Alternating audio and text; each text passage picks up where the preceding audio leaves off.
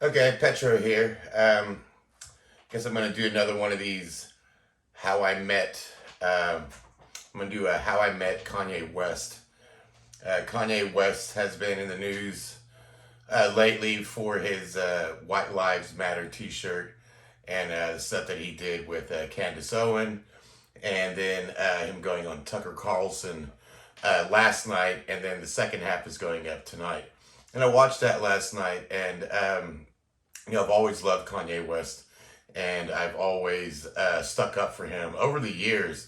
I'm tattooing. I listen to a lot of music.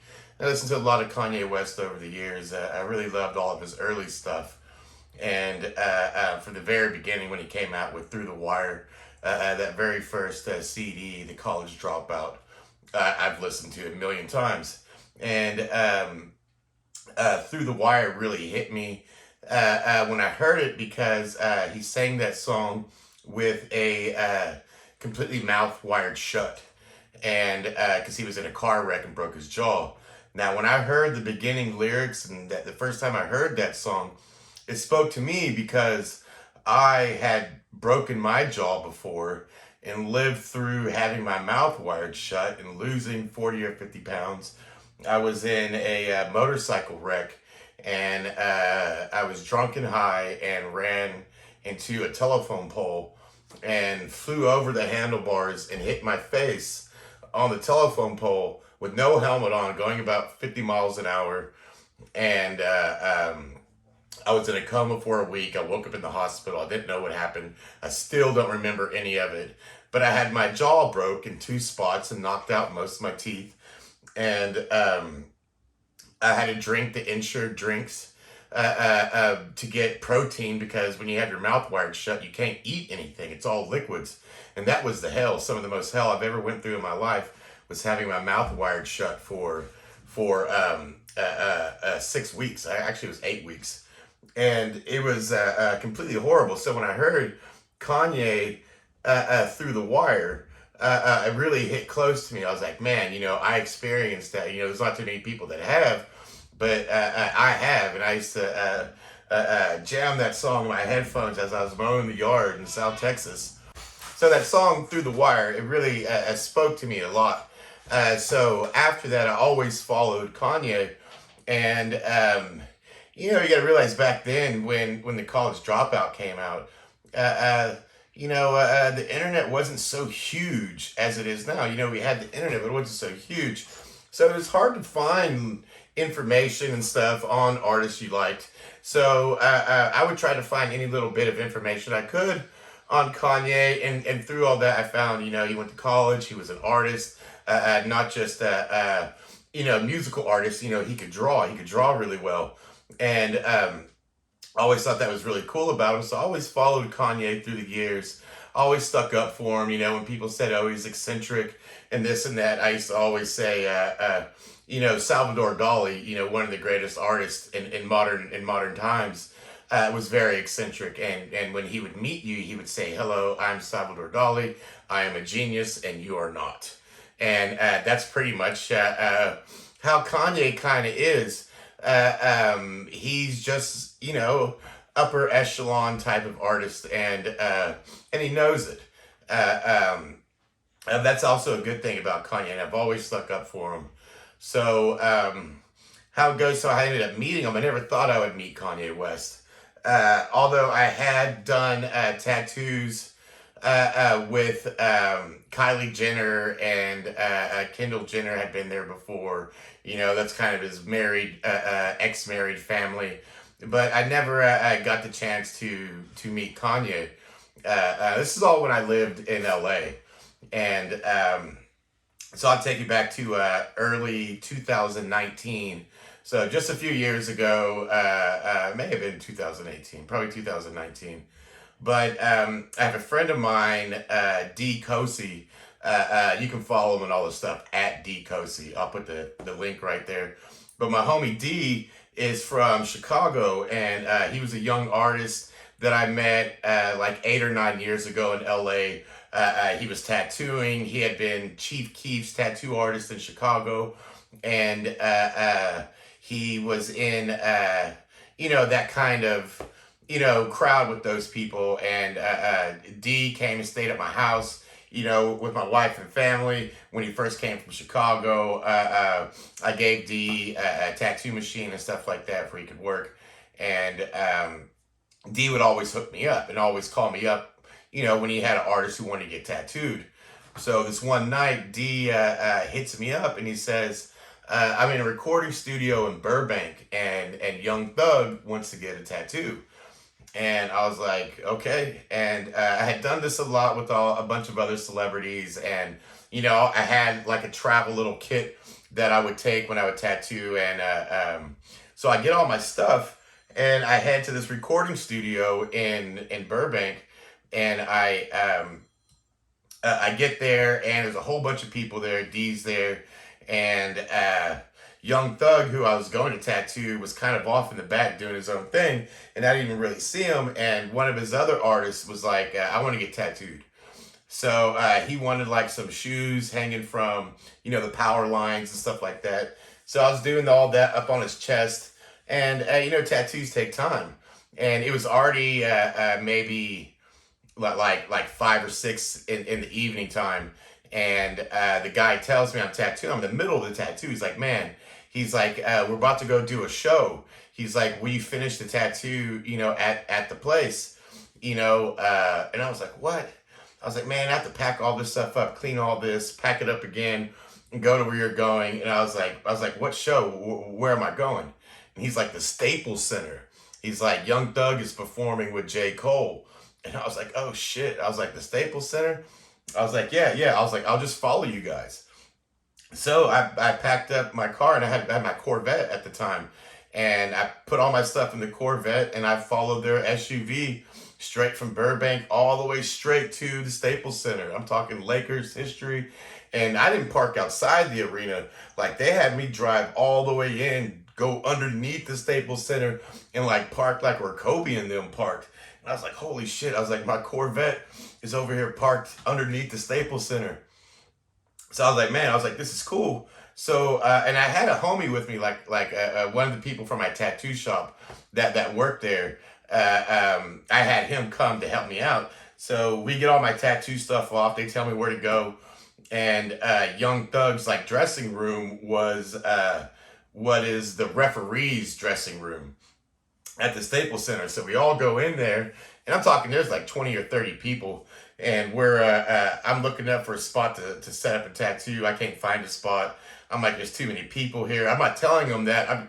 This is what I'm thinking in my head. There's too many people here, and I'm not going to feel comfortable, to tattoo with all this stuff. And next thing I know, there's even more people coming in. I'm talking all these famous celebrities like Jaden Smith and Kylie Jenner, and they all come in, and their whole group of all their friends and their entourages. They're all in this room, and this referee's dressing room. And I'm like, there's no way I'm going to tattoo in here like this. And the whole Staples Center is full of people waiting for the show and all that. And next thing I know, in comes Kanye. And I was like, what? I was like, there's Kanye. And, I love Kanye West, the history and everything. And he comes in, and he's like, man, I want everybody to hear my new song. And he connects his phone to the auxiliary plug of the speakers that were in there. And by this time, there's like 50, 60 people in this little room, but not too much bigger than this. And he plugged his phone in. He's like, it's my new song with Lil Pump. And he puts it on, and it's like the most disgusting song. you're such a hoe, and I like something like that. And this is like before it came out. He was just now playing it for us in this room, and everybody's bopping their head like, yeah. And next thing I know, Kanye's standing like right next to me. And I just kind of lean over and I tell him, I'm like, yo, Kanye, I was like, when you did that song Through the Wire, I was like, you didn't know, but there was this white kid in Texas, in South Texas, that had his mouth broken and wired shut. So I was like, man, I really felt those words more than anybody else. And he looks at me and he's like, word. And then I'm like, I lean to him and I tell him, I just heard this most disgusting song that he just played for us, and I told him, I was like, man, don't forget about Jesus Walks, because I love that song too. And he kind of looked at me all weird, and that's kind of backed off. And I was like, man, that was my words I got to spit to Kanye, and I'm just standing there, and then everybody leaves, and they go out to the show, and they asked me, you want to go out and see the show? And I go, nah. I was like, I'm gonna chill here, and I'm gonna get my tattoo stuff set up. And so everybody goes. Next thing I know, this room's completely empty, and it's just me and the guy that I brought to help me. And I'm standing there. I look around, and there's like bottles of Hennessy like everywhere, and all kinds of other alcohol. And I'm like, well, I'm probably not going to tattoo anymore, so might as well have a drink. So drink up. So I went over and grabbed a bottle of Henny.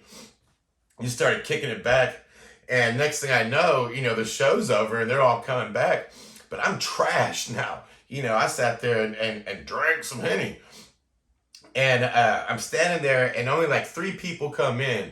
It's Young Thug, this girl that was with them, and like another guy.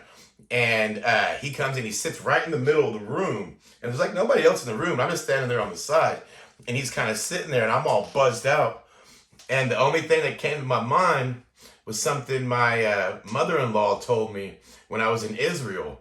And I never quite understood Jesus dying on the cross for our sins and what that actually meant. And I always made fun of it. And I was like, well, if Jesus died on the cross for our sins, then I can sin, and I can just sin. Jesus died for my sins. And it wasn't until my mother-in-law, Jane, explained to me when I was in Israel that Jesus dying on the cross for our sins, what it means is when you die and you go to heaven, you're standing there and you're going to be judged to get into heaven. Jesus died for our sins, so we're not going to be judged on our sins. When we're standing there at the pearly gates, our sins aren't there. We're not being judged by them. We're being judged by our crowns of merit. We're being judged on how much good stuff do we do in our life. So when you hit those pearly gates, that's what it is. How much good stuff, all the bad stuff you did, that doesn't matter. So that's what I told Young Thug, standing there all buzzed out. He was sitting in the chair, and he was kind of like this. And I just told him, I was like, man, do you know what sin means? Do you know what it means that Jesus died on our sins? And I told him that story, and he just kind of looked at me all weird. And like the girl that was with him, I guess she was part of his crew. And, she got all mad at me, and she was like, well, what do you know about what is the true Jesus and all this other stuff? And this other dude, like, he almost kind of wanted to fight me. But it's kind of weird what ended up happening after that is like Young Thug, now that dude's gone. Like, he's locked up on racketeer charges, federal stuff. And I hope he isn't judged on his sins and his crown of merits, and he gets some crowns of merits now, because he ain't getting out of prison for a long time. And after that day, man, Kanye West turned, and he stopped making that gross, disgusting music like that, and he turned gospel and about God and about all that stuff. And I just find it interesting that's where it happened in the referee room of the Staples Center. Petro and Kanye and Young Thug all in that same room, and Jesus came up twice. I told Kanye, don't forget about Jesus Walks, and I told Young Thug about what sin meant, and that's how I met Kanye West and Young Thug and Petro. I'm out. I actually ended up doing no more tattoos on them either.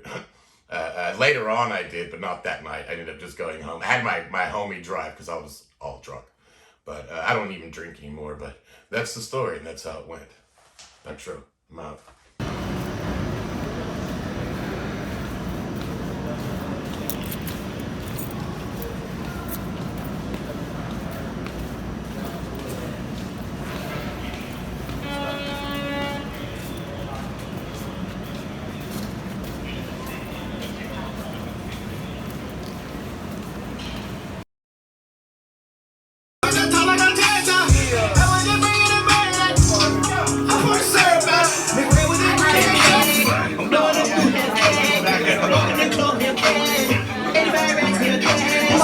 to my verse. It's me and listen to this